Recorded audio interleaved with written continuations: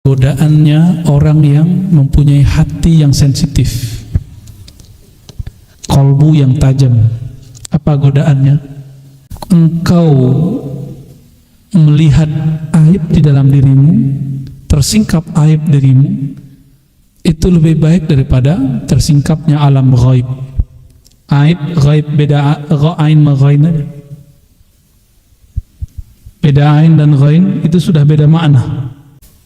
Jadi mulailah dari malam ini mendisiplinkan kerohanian, tidak mencari aib orang. Maka di dalam maksurat kita, istighfar itu didetailkan pada diri sendiri, bukan pada orang lain. Maka berdoalah, ini doa, ya Allah tutuplah aib saudaraku dari pandanganku. Coba doa begitu setiap hari. Tutuplah aib saudaraku, apalagi guruku, dari pandanganku. Sempat doa gitu enggak?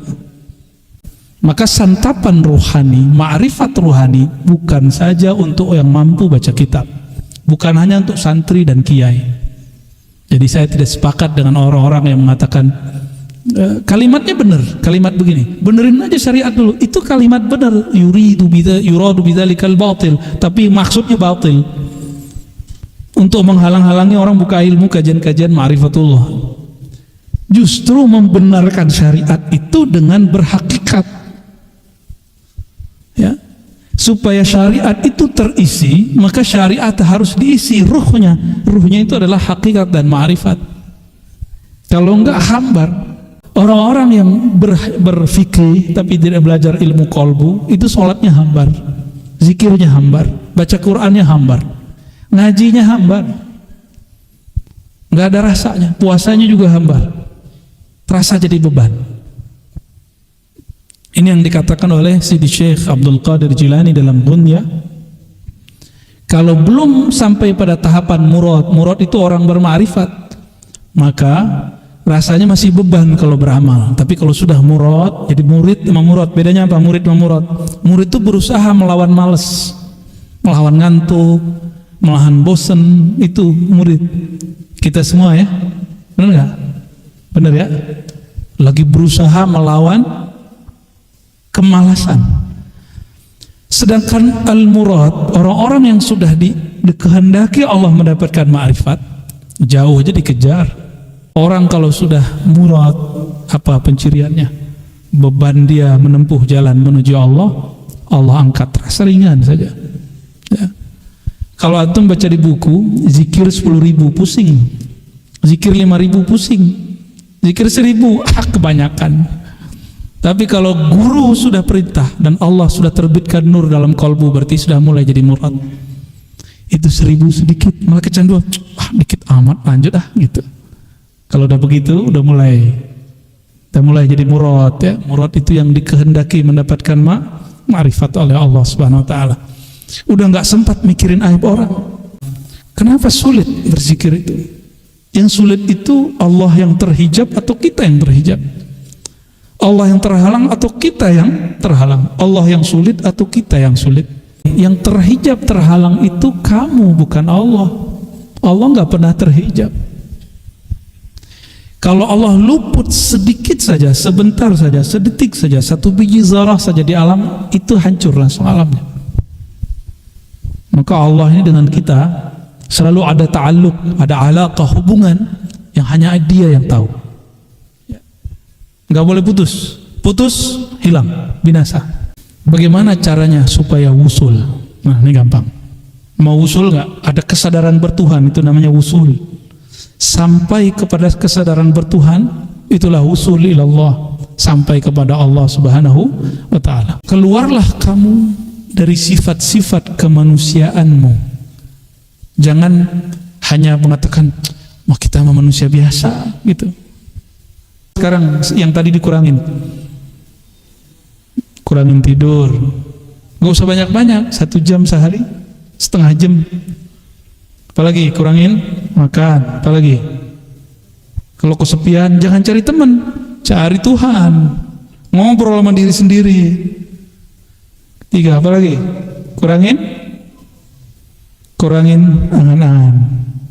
angan-angan. Kalau akal jangan dikurangin Pak, kurang akal bahaya. Yang dikurangi apa? Angan-angan yang dikurangi ya.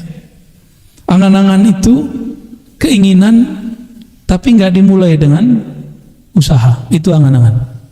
Yang ada usahanya disebut cita-cita, ya. Itu baru pada bab ubudiyah. Sekarang pada bab nafsiyah. Kalau diejek orang, aslinya tersinggung nggak? Nah, antum sekarang bisa nggak tersinggung? Itu namanya basyariah, keluar dari sifat basyariah. Spesifik lagi, keluarlah dari semua sifat yang membatalkan kehambaanmu kepada Allah. Itu dia. Itu lebih spesifik. Sifat-sifat kehambaan.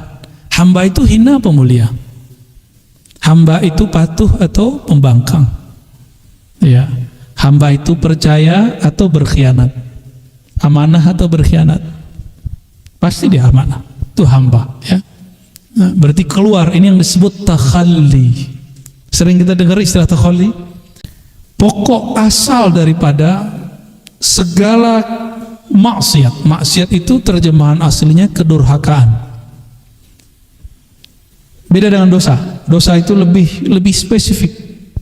Kalau maksiat ini lebih umum. Semua kedurhakaan disebut maksiat. Wa syahwatin, syahwat yang rendah. Wa ghaflatin, dan kelalaian. Apa sebab dari tiga ini? Jadi ada tiga nih. Tiga yang negatif. Maksiat, syahwat, ghaflah. Ini tempatnya di mana aja ya? Maksiat itu setan. Kalau syahwat, nafs, jiwa. Kalau ghaflah, kolbu. Kalau ruh gak pernah lupa. Ruh itu gak ada aib sama sekali. Ruh itu dengan Allah sangat dekat sekali. Jadi aqrab ilallah, sangat dekat. Maka hakikat insan itu ruhnya. Walaqad khalaqnal insana wa nahnu aqrabu ilaihi min hablil warid. Sungguh kami ciptakan manusia. Al-insan itu beda dengan bashar. Bashar itu sisi manusiawi, sedangkan hakikatul insan ruhnya. Kami kepada ruhnya lebih dekat daripada urat nadinya. Itu surat Qaf. Silakan dibaca. Jadi kalau kolbu masih ada maksiatnya. Apa maksiat kolbu? Ghaflah. Maksiat jiwa, syahwah. Maksiatnya iblis, maksiat. Apa dosanya iblis? Maksiat. Kalau ruh, ar-ruh, tidak ada dosanya. Ar-ruh min amri Rabbi, karena dia amrullah. Kalau amrullah nggak ada, dia dijaga oleh Allah Subhanahu Wa Taala. Namun ruh kita ini terpenjara oleh tiga belenggu ini. Inilah tiga hijab yang membuat ruh kita tersiksa. Ini yang membuat dia nggak bisa ngelihat jalan pulang. Antum nggak bisa jalan pulang ke akhirat karena tiga ini. Kita nggak bisa jalan pulang karena dibutakan oleh tiga ini. Ya, maksiat, syahwat, dan ghaflah. Apa semuanya? Ar-ridha anin nafs, meridai nafsiyahmu, sisi manusiawimu.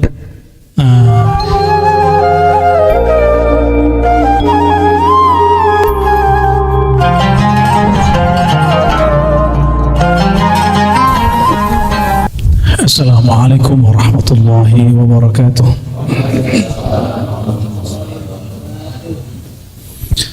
Alhamdulillahilladzi bi'ilmihi wa bijamalihi satara awrat ibadihi. Asyhadu an la ilaha illallah wa asyhadu anna Muhammadan abduhu wa rasuluh. Allahumma salli wa sallim wa barik ala sayyidina Muhammad. Allahumma salli wa sallim alaihi wa ala alihi wa ashabihi wa li baitihi wa dhurriyyatihi ajma'in. Allahumma akhrijna min zulumatil wahmi wal jahli ila al ma'rifati wal ilmi, amin ya rabbal alamin. Amin. Alhamdulillah rabbil alamin.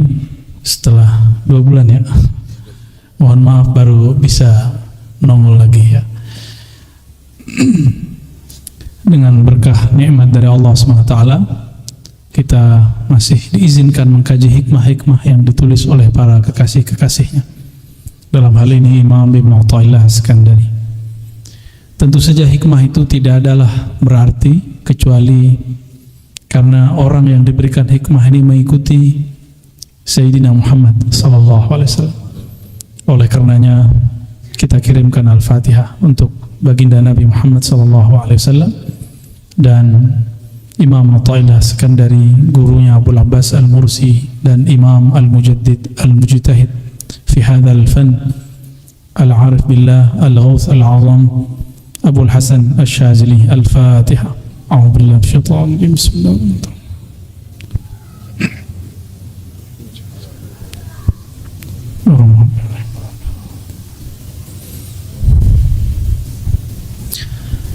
Kalau di kitab saya nomor 32, tapi di beberapa aplikasi 40. Ini bukan kitab saya juga, ini kitabnya Mancung ini ya.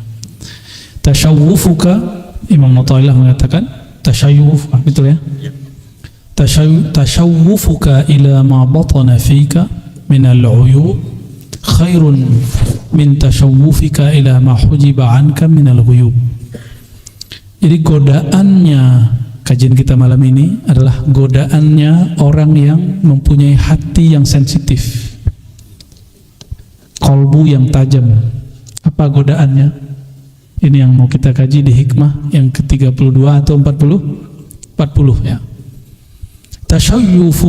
Tasyawwufuka itu berarti kecenderunganmu ingin mengetahui ila ma batana fika minal uyub, untuk mengetahui apa yang tersembunyi di dalam dirimu daripada aib, khairun, lebih baik, min tasyawwufika ila ma hujiba anka minal uyub, daripada engkau disingkapkan alam gaib atau yang tidak tampak secara kasat mata, isi hati orang, benda di balik tembok, sesuatu yang tersimpan di dalam perut bumi. Godaan-godaan untuk mengetahui ini itu akan terjadi pada orang yang sedang berlatih spiritual, apapun alirannya, apapun agamanya, sama semua. Jadi kalau orang sedang belajar ilmu-ilmu tentang spiritualism, apa yang terjadi? Kerohanian, dia tertarik ingin ngetes isi hati orang. Ya, benar nggak? Tertarik untuk mengetahui isi pikiran orang, ingin ngetes apa yang terjadi hari ini, adu-adu kesaktian. Nah, itu ujian-ujiannya. Lalu apa kata Imam Athaillah Sekandari? Engkau melihat aib di dalam dirimu, tersingkap aib dirimu, itu lebih baik daripada tersingkapnya alam ghaib. Aib ghaib beda, ain ma ghain, beda ain dan ghain itu sudah beda makna ya. Ternyata kebanyakan orang memandang dirinya nggak punya aib, memandang dirinya sempurna, sehingga tidak ridho aibnya dibuka. Akhirnya dia lebih senang membicarakan orang lain karena merasa dirinya suci. Nah, ini yang terjadi di kebanyakan orang-orang yang sedang belajar ilmu-ilmu kerohanian ya. Bahkan baru belajar fikih aja begitu. Coba kalau belajar bid'ah, sunnah bid'ah, pengennya ngapain? Bidahin orang ya kan? Belajar ilmu akidah, pengennya ngapain? Nyesatin orang. Itu godaannya sama. Orang begini jadi mufti. Apa jadinya? Muftinya suka mencari kesalahan kelompok-kelompok yang ada, bukan membina. Kalau orang ulama harusnya membina umat, bukan nyalahin umat. Kalau nggak, untuk apa dia jadi ulama? Untuk apa dia duduk di majelis-majelis ulama, di jabatan-jabatan keulamaan? Untuk apa? Untuk cari kesalahan orang. Berhenti aja jadi ulama ya. Ulama itu orang yang takut kepada Allah. Orang yang takut kepada Allah sibuk dengan aibnya, bukan sibuk dengan kelompok lain. Maka kita agak kecewa kalau ada tokoh-tokoh yang menganggap dirinya ulama lalu sibuk dengan aib-aib kelompok yang masih ahlus sunnah wal jamaah, yang masih bertasawuf dengan baik, yang masih berfikih dengan baik, bersyariat dengan baik. Itu agak kecewa besar saya ya.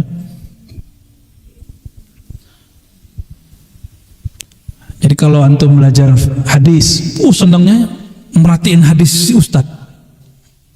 Nanti ada beberapa hadis dibaca, dhaif gitu. Belajar nahu, apa godaannya? Kalau belajar nahu, mencari kesalahan imam atau khatib atau ustadz saat baca. Ya namanya lisan kadang-kadang ada saatnya kita salah. Bener gak? Ya, apalagi bahasa Arab rumit. Kadang u dibaca a dibaca i. Itu agak rumit. Nah, kesalahan begini tidak menjadi standar ketika seseorang itu kecuali berulang. Ya.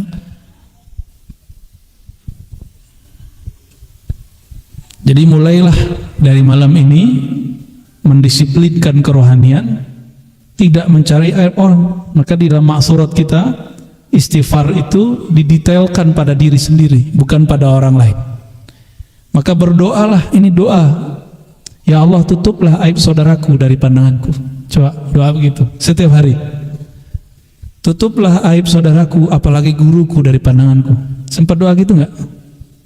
Maka saya kalau ada ustadz yang bahkan dia nyerang saya sebelumnya, kita dengarkan dia lagi kena musibah, kena aib, kena tuduh, saya nggak mau nonton, Pak, sama sekali nggak mau tonton. Kita skip, maka kita doakan, ya Allah kuatkan dia. Nggak enak aib dibuka, itu nggak enak. Nah, ilmu ma'rifat itu dan keramat itu aurat. Bahkan aib jika dibuka mesti dibungkus. Kita punya aurat kan, Pak? Mau nggak auratnya dikeluarin? Mesti dibungkus. Oke? Maka kajian ma'rifat mesti dibungkus dengan dalil, baru boleh ditaruh di luar. Ya. Dan sejauh ini kita sedang selalu berusaha untuk itu. Jika ada yang kurang tepat, silakan kasih tahu. Ya. Nanti mana yang kurang tepatnya kita benerin, kecuali antumnya kurang tepat memahami. Ya, itu lain cerita itu. Ya. Nah, ada orang nggak paham satu bab, lalu ada orang lain buka, dianggap, itu kajian tinggi, jangan dibuka. Nanti umat keblinger. Dan keblinger dia, umat enggak kecanduan, ya enggak? Antum itu nggak mampu baca kitab, nggak apa-apa, tapi jangan sampai ruhnya ketinggalan. Kualitas rohaninya harus tetap dijaga. Nggak mesti bisa baca kitab. Maka santapan rohani, ma'rifat rohani, bukan saja untuk yang mampu baca kitab, bukan hanya untuk santri dan kiai. Jadi saya tidak sepakat dengan orang-orang yang mengatakan kalimatnya benar, kalimat begini, benerin aja syariat dulu. Itu kalimat benar, yuradu bidzalikal batil, tapi maksudnya batil, untuk menghalang-halangi orang buka ilmu kajian-kajian ma'rifatullah. Justru membenarkan syariat itu dengan berhakikat, ya, supaya syariat itu terisi, maka syariat harus diisi ruhnya. Ruhnya itu adalah hakikat dan ma'rifat. Kalau enggak hambar. Itu yang ditulis oleh Imam Zarruq di dalam kitabnya Qawaidut Tasawuf, yang ditulis Imam Sya'rani dan lawaqihnya, bahwa orang-orang yang berfikih tapi tidak belajar ilmu qalbu, itu sholatnya hambar, zikirnya hambar, baca Qur'annya hambar, ngajinya hambar, nggak ada rasanya, puasanya juga hambar, terasa jadi beban. Ini yang dikatakan oleh Sidi Syekh Abdul Qadir Jilani dalam Ghunya. Kalau belum sampai pada tahapan murad itu orang berma'rifat, maka rasanya masih beban kalau beramal. Tapi kalau sudah murad, jadi murid sama murad, bedanya apa? Murid sama murad. Murid itu berusaha melawan malas, melawan ngantuk, melawan bosan. Itu murid. Kita semua ya, benar nggak? Benar ya? Lagi berusaha melawan kemalasan. Sedangkan al-murad, orang-orang yang sudah dikehendaki Allah mendapatkan ma'rifat, jauh aja dikejar. Kalau antum masih murid, ya, datang tapi rasanya berat, ngeluh, susah amat sih kan nikmat japos ini, ya, masuk ke dalam gang, ya kegores lagi, ya, ribet ya. Tapi kalau sudah murad, kemanapun ngaji terasa ringan, itu sudah murad, ya. Tuhattu anhu athqalus salikit tariq ila Allah, begitu kata Imam, Syekh Abdul Qadir Jilani quddasallahu sirrahu. Orang kalau sudah murad apa penciriannya, beban dia menempuh jalan menuju Allah, Allah angkat, rasa ringan saja ya. Kalau antum baca di buku, zikir 10.000 pusing, zikir 5.000 pusing, zikir 1.000 kebanyakan. Tapi kalau guru sudah perintah dan Allah sudah terbitkan nur dalam kalbu, berarti sudah mulai jadi murad. Itu 1.000 sedikit, malah kecanduan, dikit amat, lanjut gitu. Kalau udah begitu, udah mulai jadi murad ya. Murad itu yang dikehendaki mendapatkan ma'rifat oleh Allah Subhanahu wa taala. Udah nggak sempat mikirin aib orang. Ini ada orang belajar tasawuf tapi gunanya mencari kesalahan orang bertasawuf. Itu belum itu. Ya. Kita udah nggak sempat mikirin orang lain, kecuali dia datang depan kita baru kita sempat mikirin dia. Ya. Baik, Allahumma sholli ala sayyidina Muhammad. Ya.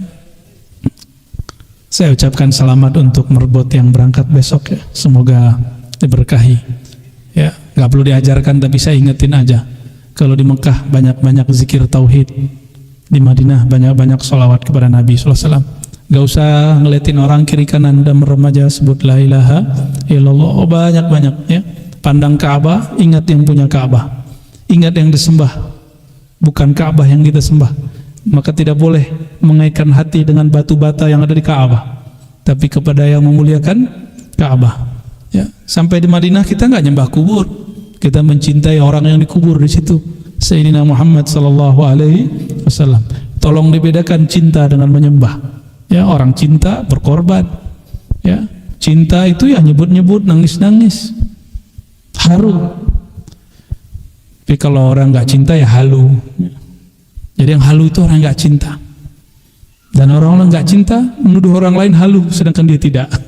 Ya, suka-suka dialah ya. Man dalla ala khairin kafa'ilihi. Siapa yang menunjukkan, memfasilitasi kepada kebaikan, maka dia sama seperti pelakunya.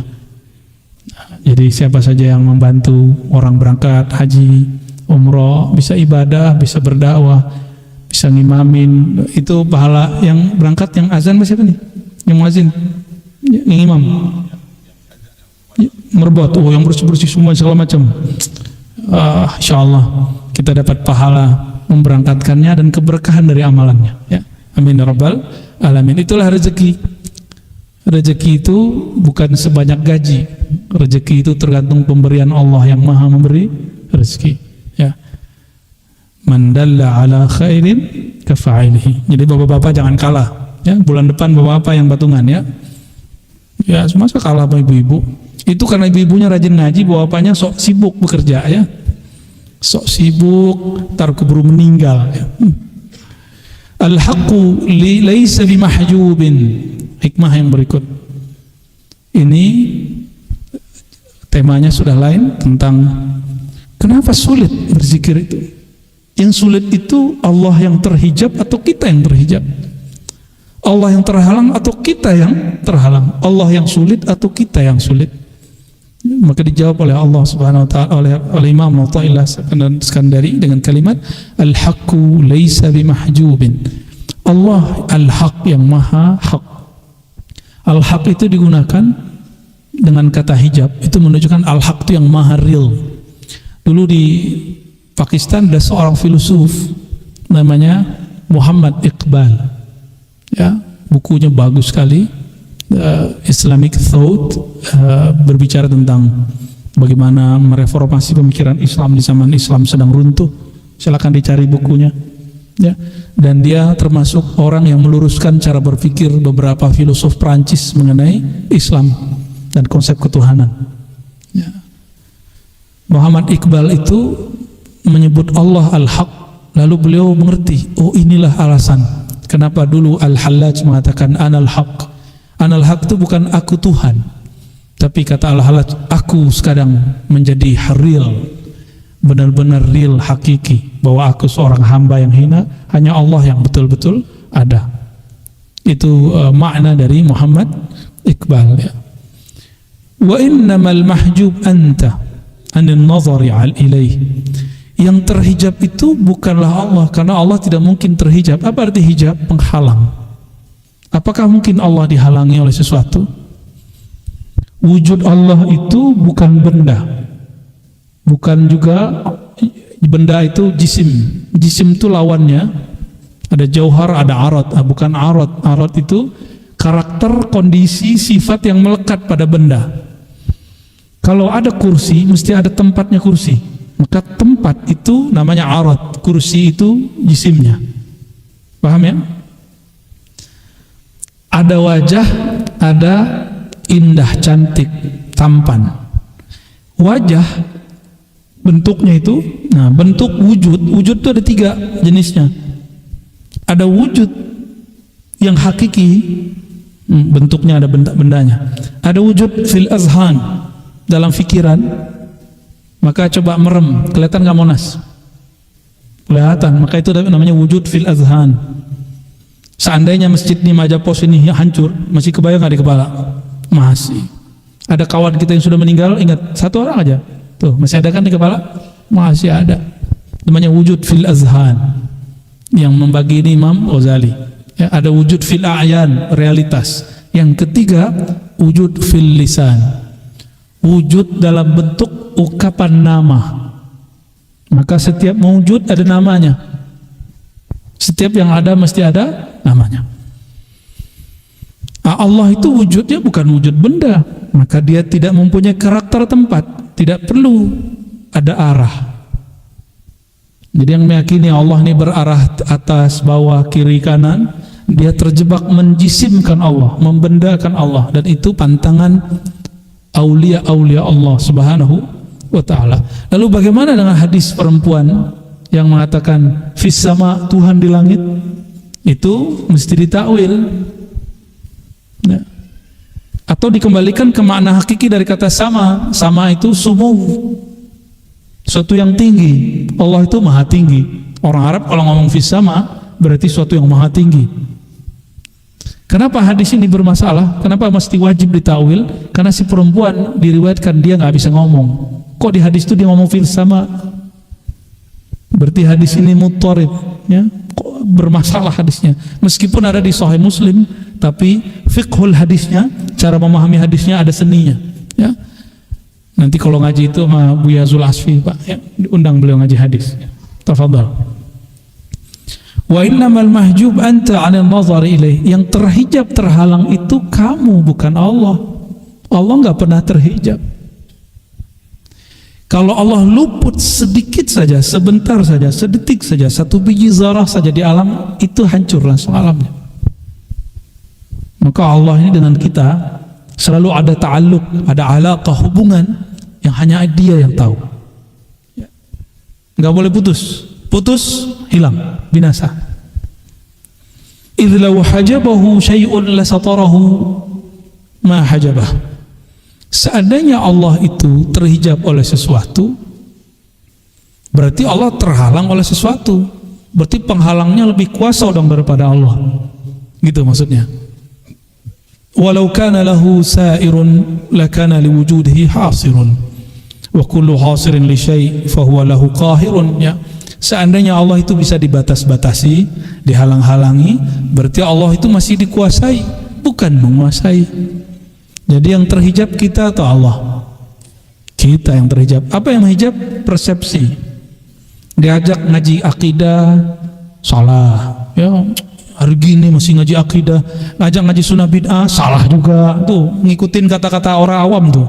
Enggak juga awam, kiai ngomong. Saya masih ingat 2000 saya mulai ngaji yang serius sekali. 2016 sudah mulai ngaji hadis yang serius secara terbuka. Tadinya hanya ke teman-teman, ya, hanya di pesantren, hanya ke teman-teman yang di majelis. Kita bawalah kajian hadis. Hari gini ente ngaji hadis. Itu ulama aja tuh yang ngaji begitu. Yang ngomong siapa? Ulama juga. Ya. Udah saya ganti ngaji fikih, usul fikih, sunnah bid'ah kita buka karena banyak ulama kita minta tolong teman-teman kita yang ahlus sunnah beramal tapi nggak punya dalil. Kita jelaskan sunnah bid'ah. Apa kata kawan? Ustadz juga nih orang, ya. Diapain bagusnya Ustadz ini, ya? Ngapain hari gini masih bahas sunnah bid'ah? Tuh salah lagi. Udah, menurut saya sudah khatam mengaji sunnah bid'ah, saya ganti balik ke akidah, karena muncul orang-orang mengatakan Tuhan di langit, Tuhan di langit. Kita buka lagi kajian sifat 20, apalagi kata orang ini kajian level tinggi, ya orang awam nggak sanggup. Tapi saya lihat ngaji ilmu akidah rame tuh. Kita buka daurah akidah Tohawi rame, daurah Imam Ghazali di Bandung waktu itu rame. Belum kita ngaji di YouTube gitu, belum ada orang buat begitu. Masih rame, alhamdulillah. Nggak ada tuh, saya tanya, berat gak otaknya jadi ini pecah nggak? Enggak, malah kecanduan. Kenapa? Ternyata selama ini antum itu terlalu dimanjakan dengan pahala-pahala dan ketawa ketiwi. Paling tinggi muhasabah, nangis. Ya kita nangis juga, muhasabah juga gitu, nggak kita tinggalin. Tapi ada sesuatu yang mesti kita olah di sini. Ini otak terlalu sayang untuk dibiarin dia nganggur, ya. Jangan dianggurin nih otak. Adakah orang lahir jadi orang alim? Ada nggak? Nggak ada. Orang lahir la ya'rif syai'an, nggak tahu apa-apa. Maka kita memilih apa ketika hidup? Itu yang disebut ikhtiar. Jadi kesempatan saya dan antum semua sama untuk mengetahui suatu bab. Jadi jangan sulit, enggak. Tergantung, ilmu itu aurat, jika tidak dibungkus baru jadi masalah. Kan selalu kita bungkus dengan dalil akli, dalil nakli, selalu. Dalil akli dengan qiyas, analog. Dalil nakli kita sebutkan Qur'annya, sunnahnya, kalam ulamanya. Dulu kalau ngaji hikam tuh, santri-santri ngomong ini, lu ngaji hikam, mau jadi wali. Itu saya ngomong ustad loh. Dan tidak sedikit ada kiai yang ngomong ngaji hikam, ente gila nanti. Oh ternyata ini ustad, nggak tahu ustad bidang apa dia nggak tahu kalau ada orang ngaji hikam tambah waras. Yang gila itu bukan hikam, ilmu hikmah, ilmu kanuragan. Banyak yang asik di alam itu. Mereka sebenarnya nggak gila, mereka cuma asik di alam itu. Udah campur-campur sama alam ini. Akhirnya udah begini. Ya, nggak bisa membedain antara alam zahir dengan alam batin. Maka lebih enak jadi orang biasa, ya. Melihat yang zahir-zahir, lalu asik dengan yang ada dalam diri. Kenapa asik dengan diri itu lebih baik? Karena orang yang memahami dirinya akan memahami Tuhannya. Orang yang paham dirinya akan paham tentang Allah Subhanahu wa ta'ala. Ya nggak usah jauh-jauh. Hikmah yang ketiga, bagaimana caranya supaya wusul? Nah ini gampang. Mau wusul nggak? Ada kesadaran bertuhan, itu namanya wusul.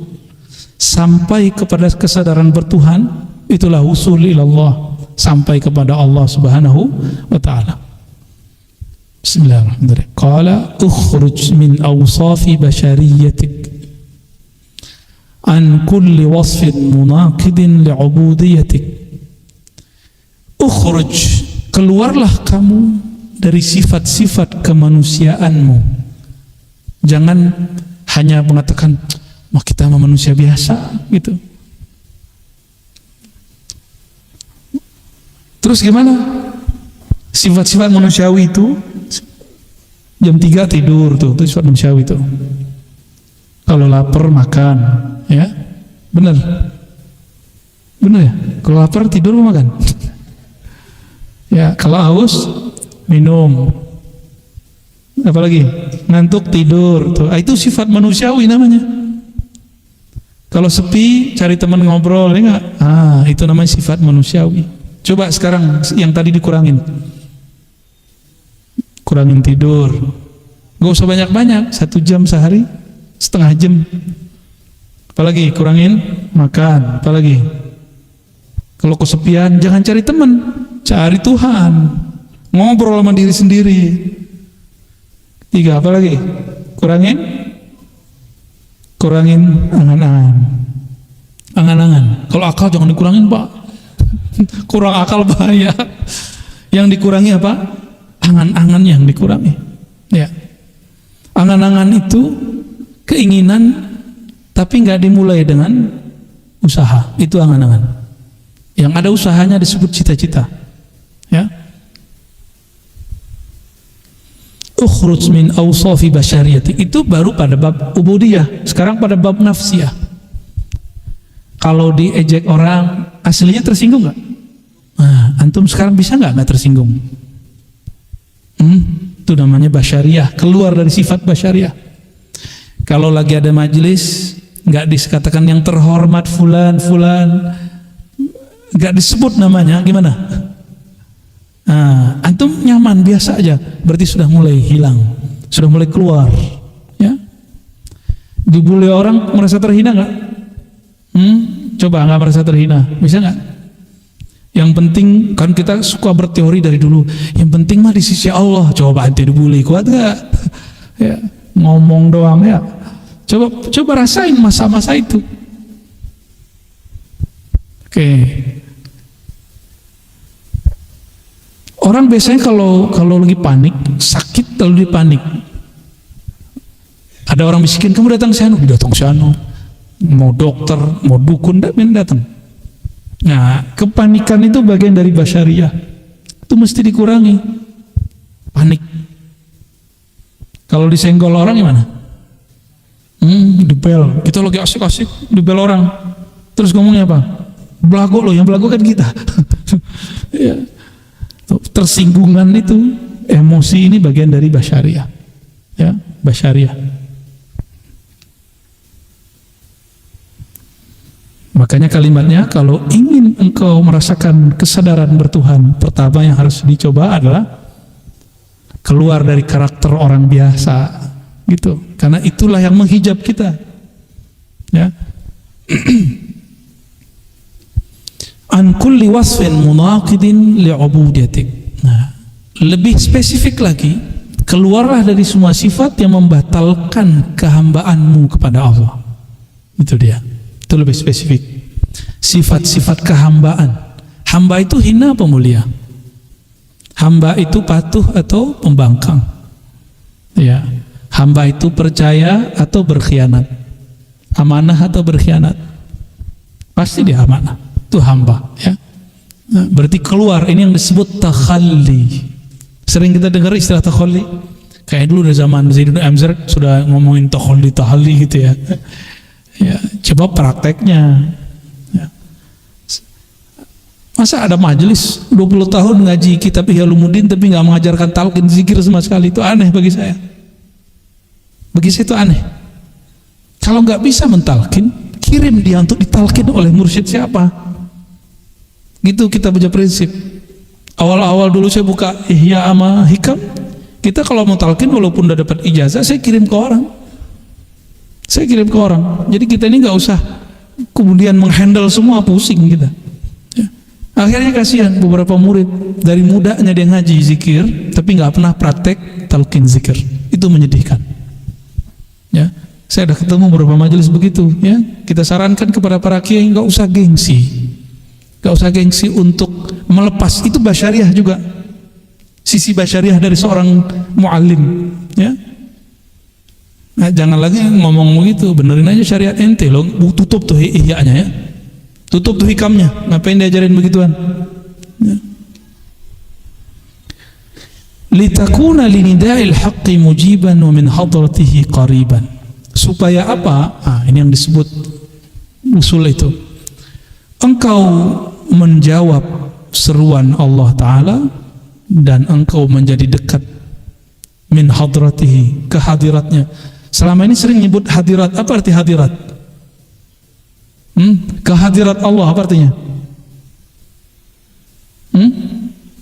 Li hadratihi qariba. Apa arti hadirat?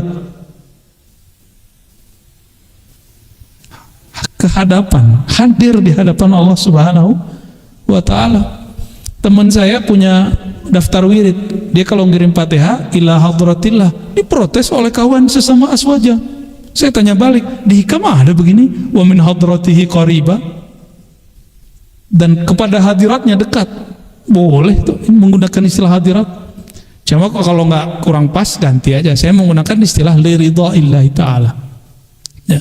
Tapi gunakan li hadratillah boleh, supaya menghadirkan rasa di hadapan Allah. Al-Fatihah kan boleh-boleh aja tuh. Bukan ngirim Fatihah kepada Allah. Allah mah nggak butuh Fatihah kita. Ya, Rasulullah butuh Fatihah antum nggak? Enggak. Maka kalau disebut ila hadrati ruhi Rasulillah SAW, Nabi nggak butuh. Kita kita kirim kepada beliau, ada nur mengalir kepada kita. Nur itu yang kita butuhkan, terkoneksi itu yang diperlukan, ya. Jadi hudur hadratillah itu hadirnya sang hakikat diri di hadapan Allah yang maha sejati. Itu yang disebut ila hadratillah itu, ya. Hikmah terakhir, ya, aslu kulli ma'siyatin. Ini terbanyak di malam selama ngaji nih, karena 2 bulan jadi kita ngebut, ya. Harusnya 2, sekarang 4, ya. 4 ya dari tadi, ya. Alhamdulillah. Aslu kulli ma'siyatin wa syahwatin wa ghaflah ar-ridha 'anil nafs. Ini udah pernah kita bahas di luar. Pokok asal daripada segala maksiat. Maksiat itu terjemahan aslinya kedurhakaan. Beda dengan dosa. Dosa itu lebih spesifik. Kalau maksiat ini lebih umum. Semua kedurhakaan disebut maksiat. Wa syahwatin, syahwat yang rendah. Wa ghaflatin, dan kelalaian. Apa sebab dari 3 ini? Jadi ada 3 nih. 3 yang negatif. Maksiat, syahwat, ghaflah. Ini tempatnya di mana aja, ya? Maksiat itu setan. Kalau syahwat, nafs, jiwa. Kalau ghaflah, kolbu. Kalau ruh gak pernah lupa. Ruh itu gak ada aib sama sekali. Ruh itu dengan Allah sangat dekat sekali. Jadi aqrab ilallah, sangat dekat. Maka hakikat insan itu ruhnya. Walaqad khalaqnal insana wa nahnu aqrabu ilaihi min hablil warid. Sungguh kami ciptakan manusia. Al-insan itu beda dengan bashar. Bashar itu sisi manusiawi, sedangkan hakikatul insan ruhnya. Kami kepada ruhnya lebih dekat daripada urat nadinya. Itu surat Qaf. Silakan dibaca. Dulu favorit kami kalau isya, sholat isya. Kalau sholatnya sama santri, bukan sama jamaah. Kalau sama jamaah pada kabur. 3 halaman soalnya. Surat Qaf itu 3 halaman, ya. Ya dulu, ya. Itu Masya Allah.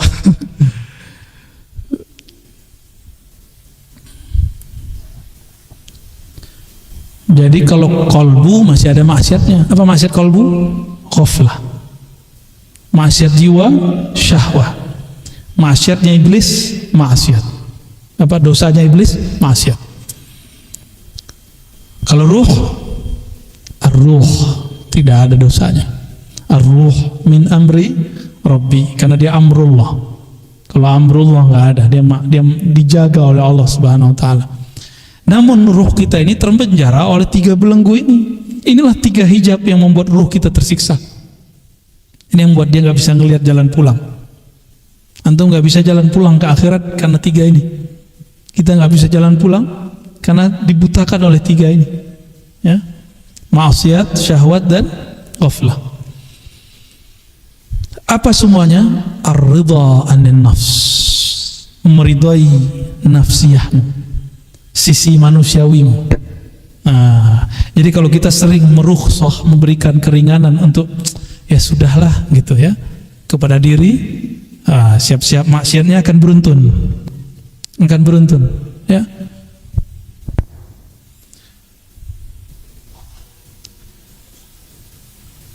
Kalau orang awam maksiatnya zahir.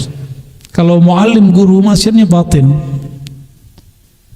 Batinnya guru itu apa? Maksiat batinnya guru, merasa alim. Ini yang paling ngeri, Pak. Itu hijab yang luar biasa. Berarti dia ghaflah. Dia lalai bahwa ada yang lebih alim dari dia, apakah makhluk apalagi khalik, Allah Subhanahu wa Ta'ala. Jadi merasa pinter dikit aja, itu jauh-jauh. Tapi kalau antum merasa kepintaran ini dari Allah, baru boleh. Jadi kapan kita boleh merasa pintar? Jika kita lihat ini pemberian Allah. Kapan antum boleh merasa alim? Jika punya guru yang alim, merasa sebab mereka kita diberi ilmu oleh Allah SWT.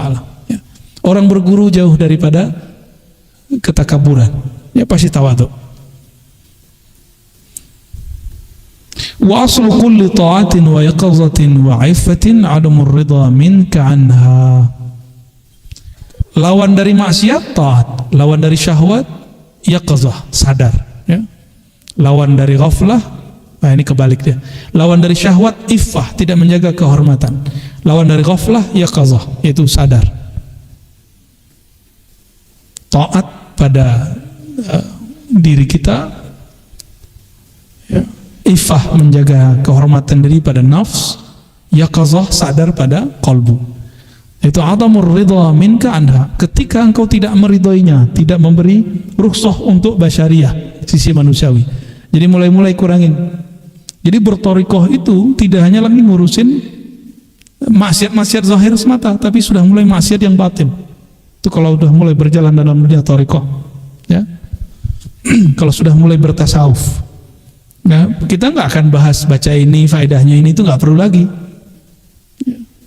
Baca gimana caranya supaya rezeki saya lancar. Nah, udah nggak mikirin gitu. Antum cukup berusaha, ikutin ilmunya, ambil asbabnya, jangan curhat begituan sama guru. Sebaiknya nggak usah. Kenapa? Curhat begitu itu akan mengurangi nanti rasa hormat kepada gurunya. Kenapa? Nanti kalau antum habis curhat tapi nggak ada efeknya pada usahanya, dia mikir kayaknya guruku kurang sakti deh. Gitu. Hati-hati ya. Ya. Cuma kalau minta doa boleh, minta doa aja, doain sukses itu cukup. Jangan spesifik. Ya. Tenang aja. Kalau antum punya kerja, punya usaha, ambil tugas usahanya, serahkan hasilnya kepada Allah, ya. Tentunya ngambilnya dengan bijak. Jadi orang-orang yang hebat di dunia itu orang bijak, bukan orang yang serabutan. Ya, kan ada orang yang penting kerja, yang penting lama di kantor, gaji nggak jelas. Kan ada juga yang begitu. Nggak begitu. Wali antas haba jahilan la yarda an nafsihi khairul laka min antas haba aliman yarda an nafsihi. Fa ayu ilmin li alimin yarda an nafsihi wa ayu jahlin li jahilin la yarda an nafsihi. Engkau berguru berkawan dengan orang yang jahil, kata orang dia nggak sekolah, nggak nyantri, bukan kiai, bukan habib, ya. Tapi la yarda an nafsihi, dia tidak ridho dengan nafsunya, dengan dirinya. Khairul laka, maksudnya dia tidak mengikuti hawa nafsunya.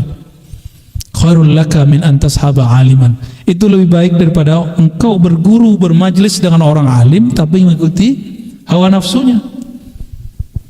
Senangnya nafsu ngapain? Kalau ada orang alim sono, dia omongin aib orang alim itu senangnya nafsu. Nah, majelis-majelis begitu, kata beliau, kamu berguru kepada orang jahil di sudut kampung sana lebih baik daripada engkau berguru kepada dia, walaupun dia bergelar, berlakop, berderjat di depan mata umat misalnya. Tapi kalau omongannya begitu, la yanfa. Engkau punya guru orang yang dianggap tidak alim, tidak intelektual, tidak bergelar, tidak doktor, tidak LC, tidak MA, tidak kiai, itu lebih baik. Syaratnya satu, dia tidak mengikuti. Nah, punya guru biasa-biasa aja nggak apa-apa, ya. Kenapa? Fa ayu ilmin li alimin yarda an nafsi. Masih disebut alim nggak orang yang suka mengikuti hawa nafsunya? Kiai cari popularitas, itu ngikutin hawa nafsu. Kiai emosional mulu, itu hawa nafsu. Murid kalau marah-marah, guru kalau marah-marah, muridnya gimana? Sama. Nanti coba lihat aja, guru nih suka marah-marah, muridnya marah-marah kerjanya. Gurunya suka zikir, muridnya suka zikir. Gurunya suka ngaji, muridnya nanti suka ngaji. Begitulah terus. Karena guru itu orang tua, dicontoh oleh muridnya. Ini berhati-hati cari guru, ya. Wa ayu jahlin li jahilin, masih disebut jahil enggak orang yang tadi menurut antum tidak sekolah tapi dia tidak mengikuti hawa nafsunya, ya. Saya ketemu dengan seseorang dibully orang nggak balas dibully, dibully orang nggak balas dibully. Tapi ada yang katanya hafiz Quran, sekolahnya ke luar negeri, senggol dikit di YouTube balasnya berjilid-jilid. Wa ayu jahlin li jahilin la yarda an nafsi. Disitulah mata batin akan kebuka, mana sebenarnya yang alim, mana sebenarnya yang jahil, ya. Ini kita tes nih besok nih antum, disenggol orang, dimaki orang, dibully orang, di-unlike orang, emosi nggak? Ya, nggak boleh emosi. Kalau ngaji hikam emosi, berarti ngaji hikamnya harus lebih banyak, bukan berhenti ngaji hikam. Karena ada yang kiai ngajar hikam marah-marah, ente masih marah-marah, masih begini. Dia ngelarang orang marah, tapi dia marah-marah. Masih marah-marah, ngaji hikam, berhenti ngaji hikam. Seharusnya kiai yang berhenti ngaji hikam, ya. Allahumma sholli ala Sayyidina Muhammad. Jam berapa kita selesai? Boleh ada pertanyaan? Oke, satu ya. Oke, fadhal. Silakan Bapak Ibu yang ada pertanyaan atau share, kami persilakan. Angkat tangan aja. Oh, ada ibu-ibu ya, Pak. Kasih ibu-ibu. To the point aja Bu, ya. Tidak ada pembukaan. Langsung to the point pertanyaan. Makasih. Assalamualaikum Buya. Saya kedua kali nanya ke Buya. Mudah-mudahan Buya tidak bosan.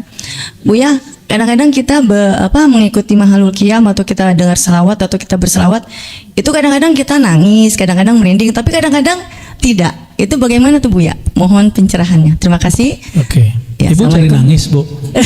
Nonton sinetron aja. Ya. Terima kasih Buya. Sentuhan dalam berselawat itu tergantung hadirnya kolbu saat berselawat. Tapi ada orang yang tersentuhnya kalau yang bernasyidnya suaranya merdu. Jadi kalau nggak merdu nggak nangis. Ya, kalau gitu dengerin mahal ini aja ya. Nah, gimana caranya? Kenali yang kita selawati, maka rasanya stabil. Rasanya stabil. Tangisan itu bukanlah puncak dari rasa. Tangisan itu hanya hal, satu kondisi yang dia kadang datang, kadang tidak. Yang mesti sabit, tepat di kolbu, nggak berubah itu cintanya. Itu yang nggak boleh berubah. Nangisnya boleh enggak? Karena nangis bukanlah tujuan dari bersolawat. Yang dituju dalam bersolawat adalah mencintai Rasulullah SAW. Ya, disebut namanya kita salawat, disebut namanya kita merinduinya. Itu yang kita cari. Allahumma sholli wa sallim barik alaih. Ya, gak usah khawatir. Semua orang yang bersalawat kepadanya, hadir di majelis salawat itu Rasulullah mandang dia.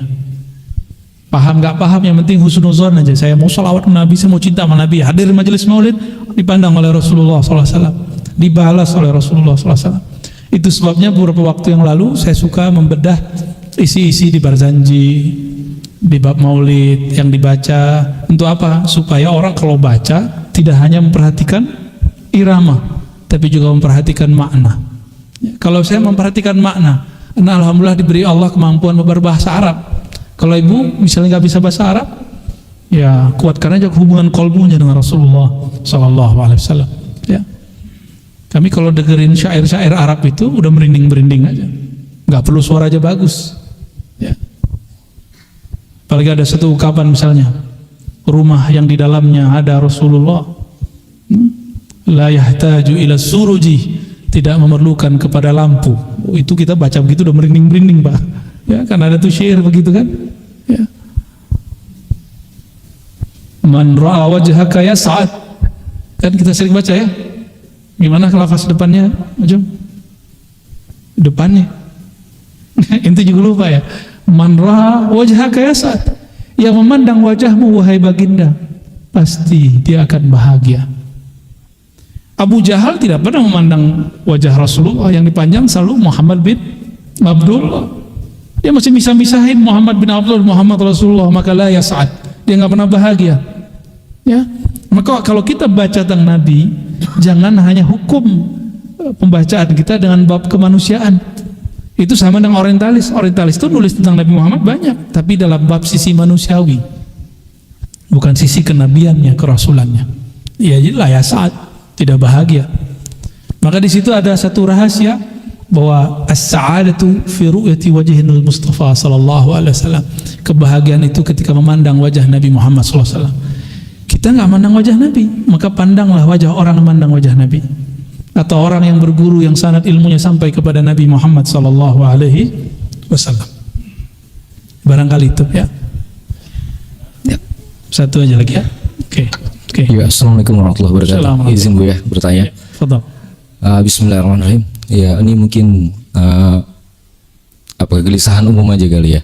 Untuk orang awam nih bagaimana mulai untuk bertarekat? Tentu orang awam pun ingin dekat juga sama Allah. Kadang suka sulit mencari guru atau bagaimana caranya, itu yang kadang sulit untuk terutama orang-orang awam lah istilahnya bahasa Datang gitu. ke sini sulit nggak? Alhamdulillah mudah ya. Istilahnya kalau mungkin bisa berguru langsung lebih. Sekian, terima kasih. Wassalamualaikum warahmatullahi wabarakatuh. Assalamualaikum warahmatullahi wabarakatuh. Guru mursyid itu banyak, cuma mungkin ada yang mencari popularitas, guru yang populer. Jangan cari guru mursyid itu yang bersanad, bukan yang masyhur. Ini kaidahnya, cari guru mursyid bukan yang masyhur, tapi yang bersanad kepada Rasulullah SAW. Belum tentu yang masyhur itu bersanad, belum tentu dia dapat ijazah kolbunya nyambung kepada Rasulullah SAW, belum tentu. Syukur-syukur dia masyhur, lalu kolbunya bersambung kepada Allah SWT. Murid itu kadang-kadang, mohon maaf, ada yang egois, hanya mementingkan dirinya. Jadi kalau mau datang ke guru, hanya ingin didengarkan keluh kesahnya. Jadi guru itu kayak sampah aja, tempat curhat. Mohon maaf, saya kasihan ngeliat beberapa guru itu, pas muridnya datang itu ceritain, besok bulan depan itu lagi yang diceritain. Kasihan gurunya. Ya, kalau datang ke guru cukup minta doa, minta dibimbing zikir. Ya, padahal guru kita banyak tamu, banyak murid, gak mungkin hanya kita. Itulah adab saya kalau saya masuk ke Masjidil Haram dan ke Raudhah. Di Raudhah saya nggak lama-lama kalau masuk. Sholat 2 rakaat saya berangkat langsung. Oh, antum ada teknik bisa duduk lama, silakan. Tapi saya tidak tega dengan orang yang antri di luar sana. Cukup kita setor muka kepada Rasulullah, kita nanti bisa cari tempat lain di belakang maqbarah Nabi SAW. Jangan beribadah dengan hawa nafsu. Ya, sholat di situ dapat pahala berapa? 1000. Sebenarnya tempatnya atau hadir kolbunya sebenarnya. Kenapa Nabi bilang sholatun fi masjidi? Kalimatnya masjidi ada ya-nya. Sholat di masjidku, ada aku di situ. Itu lebih baik atau sama dengan sholat 1000 rakaat di tempat yang lain. Maknanya apa? Hadirkanlah Rasulullah di dalam sholatmu, itu sholatnya langsung diangkat sama Allah. Walaupun tempatnya di masjid ini Majapos, cuma nggak nyampe 1000 karena antum kolbunya nggak pas. Tapi lumayan. Itu yang disebut shollu kama ra'aitumuni usolli, sholat seakan-akan engkau melihat aku. Kenapa sholat di Masjidil Haram lebih tinggi? Karena antum merasa kayak dekat sekali kepada Allah. Coba, Allah itu kan yang di Mekah sama di sini sama. Hadirkan kesamaan itu. Nah, guru mursyid itu bukan popularitas dia yang kita cari, tapi yang kita cari siapa guru dia. Maka mencari tahu seorang guru, siapa gurunya itu penting. Ya, ada guru yang berguru kepada guru zahir. Mesti ada guru zahir dulu. Terus misalnya ada guru yang mengatakan saya berguru ke Nabi Khidir, silakan, boleh, nggak apa-apa juga. Ada juga yang mau langsung ke Nabi Muhammad, silakan, tinggal dibuktikan ya, ma'rifatnya sampai apa enggak ya. Nah, jadi gimana caranya bertarekat dengan mudah? Istikharah, pilih mursyid. Katakan kepada Allah, ya Allah bimbing aku menemukan mursyid. Wajib, bermursyid itu wajib. Walaupun antum berguru kepada 1000 ruh, wajib punya guru fisik, wajib hukumnya. Maka ya, Syekh Muhammad Amin Al-Qurdi dalam Tadwirul Qulub mengatakan ya, bahwa berguru itu wajibun ala kulli murid, wajib kepada setiap murid. Setiap murid nggak berguru ya fasyaikhuhu syaitan, dah pasti gurunya pasti syaitan. Mungkin arwah tadi bukan arwah guru, tapi arwah setan ya. Antum tahu setan dari apa? Dari api. Oke? Maka berguru ke orang yang dari api, karakter api pindah ke kita. Maka perhatikan orang-orang yang ngaku nggak berguru itu sensitif, gampang marah-marah, gampang suuzon sama orang. Ya. Termasuk berteman sama jin. Jin itu tercipta dari api. Berteman sama jin, karakter api masuk ke dalam diri kita. Gak usah teman sama jin, teman sama preman aja, omongan preman masuk kok. Enggak? Bener nggak? Temenan sama anak alay, kamu nanya gitu ya. Itu diulang-ulang terus di mana-mana, ya kan? Padahal gitu doang. Berteman sama orang, karakter dipindah sama kita. Antum temenan sama Habib, ya nggak dapat ilmunya, dapat NNT-nya kan lumayan. Berteman sama Ustadz, minimal dapat solehnya. Ya, Allahumma sholli ala sayyidina. Jadi wajib istikharah. Lalu tanya kepada orang alim yang mengerti bab ini, jangan nggak mengerti. Saya berguru kemana? Ya. Dan Imam Nawawi memastikan tidak adalah orang Allah izinkan namanya muncul sebagai seorang wali di kalangan masyarakat kecuali dia memang diizinkan Allah dia sebagai wali. Jadi nanti carilah orang-orang ini. Banyak di Jakarta, banyak di Jawa Barat, banyak di Banten, banyak. Ya. Masih ada di Pandeglang, masih ada Abu Yamuh tadi. Ya, beliau lah, ya, masih hidup beliau. Masih ada Habib Lutfi, masih ada Mbah Ahmad Halwani di Magelang, masih banyak. Nggak pernah ada bumi hilang, nggak ada mursyidnya, nggak ada walinya, nggak mungkin, pasti ada. Karena kalau nggak ada kiamat, nggak mungkin. Jadi saya sedih ada wali meninggal, tapi di saat itu saya juga bahagia, berarti ada pelanjutnya. Ya, siapa tahu yang hadir malam ini ada yang jadi pelanjutnya. GR ya. Alhamdulillah jam 9. Cukup ya. Alhamdulillah Allah masih takdirkan, izinkan kita untuk mengkaji hikmah-hikmahnya.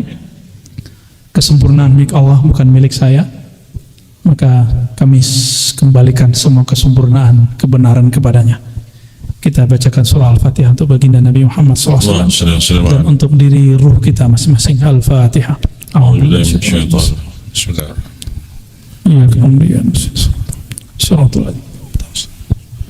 Allahumma ya Allah ya Alim ya Azim ya Rahman ya Rahim ya Halim ya Halim ya Halim. Ya Allah yang Maha Penyantun, ampuni semua dosa-dosa kami. Dosa yang kami sengaja, yang tidak kami sengaja. Dosa yang kami lihat ketika kami sendiri. Dosa yang kami lakukan ketika kami sedang sepi. Dosa yang kami lakukan ketika tidak ada makhlukmu memandang, tapi kami seakan-akan lalai bahwa Engkau selalu memandang kami. Ampunkan kelalaian kalbu kami ya Allah. Allahumma ya Allah ighfir lana ghafalatina. Ya Allah, ampunkanlah kelalaian kalbu kami. Allahumma ya Ghaffar ya Ghafur ya Sattar ustur auratina bisitrikal jamil.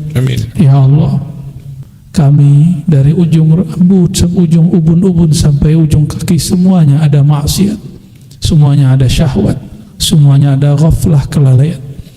Namun ya Allah, hanya keindahan sifat-Mu yang dapat menutupi semua aib kami.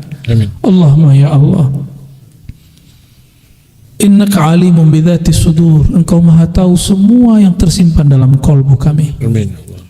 Faghfir lana, ampuni dosa-dosa kami, apa yang tersimpan di dalam hati dan dada kami. Amin. Allahumma ya Allah, dosa kami yang tidak kami sengaja, yaitu disebut nama baginda sallallahu alaihi wasallam, tapi kami tidak bersolawat.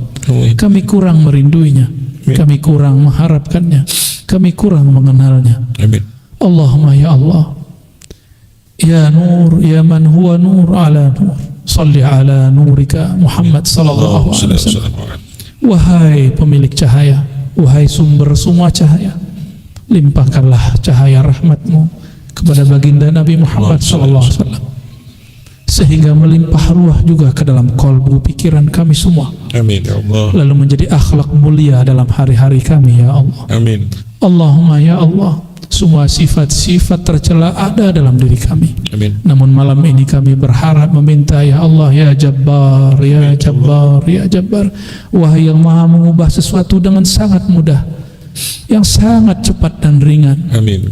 Maka ya Jabbar, fajburna, tolonglah kami mengubah keburukan sifat kami menjadi lebih baik. Amin ya. Dari pemarah menjadi penyabar, Amin. dari pembenci menjadi penyayang, Amin. dari kata-kata kasar kepada kelembutan, Amin. dari berburuk sangka kepada berbaik sangka, Amin. dari kejahilan kepadamu kepada kemakrifatan mengenal Engkau, Amin ya Allah. dari kerasnya hati sulit berzikir menjadi lembut, gampang tersentuh berzikir. Amin. Allahumma a'inna ala dzikrika wa syukrika wa husni ibadatik. Amin. Allahumma ya Allah, Bantulah kolbu ini, lisan ini, tubuh ini untuk mengingat Engkau.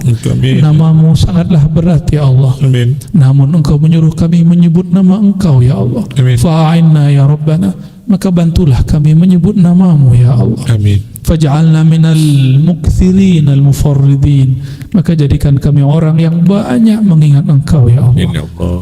Ya Allah, bagaimana mungkin kami mengingat Engkau ya Allah, sedangkan fikiran kami tidak sanggup membayangkan Engkau ya Allah. Maka bantulah ruhani kami mengenang pertemuan alastu bi rabbikum ya Allah. Allahumma ya Allah, wa'inna ala syukrika wa husni ibadatik. Kami malu memohon minta rezeki ya Allah, tapi kami meminta ya Allah, bantu kami mensyukurimu ya Allah. Amin. Tentu tiada syukur kecuali karena Engkau memberi ya Allah. Amin. Fa'inna ala syukrika, fa'inna ala syukrika.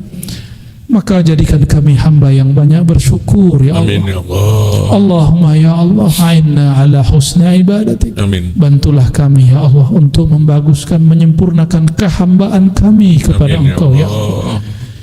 Membaguskan kehinaan kami di hadapan Engkau ya Allah. Amin. Allahumma rabbana atina fid dunya hasanah wa fil akhirati hasanah wa qina adzabannar. Amin. Ya Allah, kebahagiaan darimu ya Allah melalui Rasulmu ya Allah. Allah. Bantulah kami di dunia mengikuti sunnah Rasulmu ya Allah. Allah. Wa tawaffana ala millati rasulik. Amin. Wafatkan kami dalam menjalani, dalam memperjuangkan agama kekasihmu Rasulullah SAW. Assalamualaikum. Ajirna minan nar ya Rabb, bebaskan kami dari nerakamu, siksamu ya Allah. Amin. Wa sallallahu ala sayyidil wujud sayyidil qawnain sayyidina Muhammad Allah. wa ala alihi wa ashabihi wa li baitihi wa dhurriyyatihi ajma'in walhamdulillahi rabbil alamin. Mohon maaf salah kurangnya. Assalamualaikum warahmatullahi wabarakatuh. Assalamualaikum warahmatullahi wabarakatuh.